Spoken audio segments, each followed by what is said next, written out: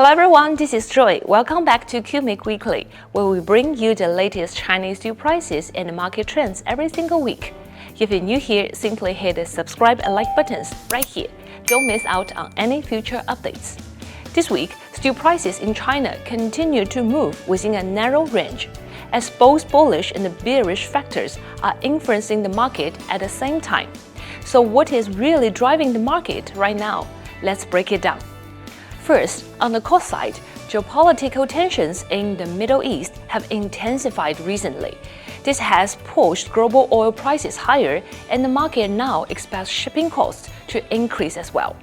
As a result, stronger raw material prices are providing core support for steel prices, preventing a deeper decline.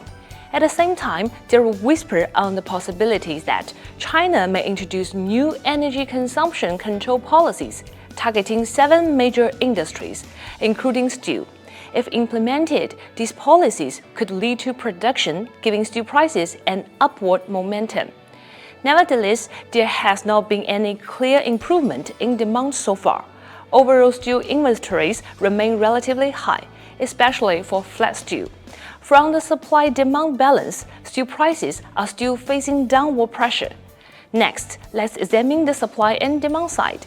This week, apparent demand went up by 308,000 tons, inventory went up by nearly 1,040,000 tons, and production went up only a bit as some steel mills in North China reduced their output. So overall supply pressure is not very large at the moment, but the situation for hot-rolled coil is a bit different.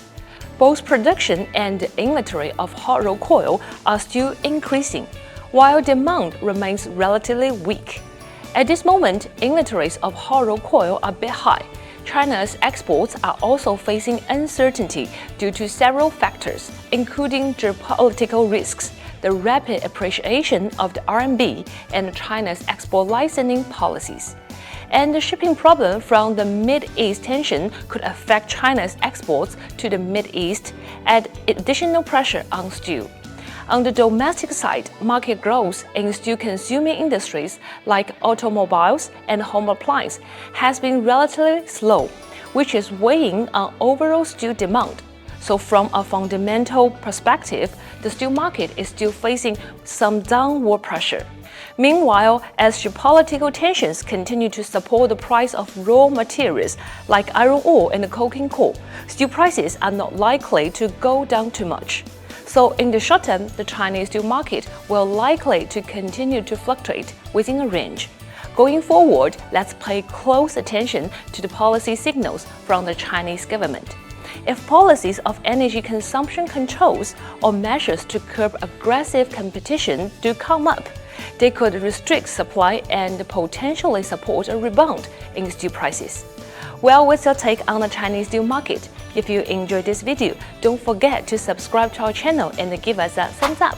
Just hit the subscribe and like buttons right here. See you next week. Bye bye!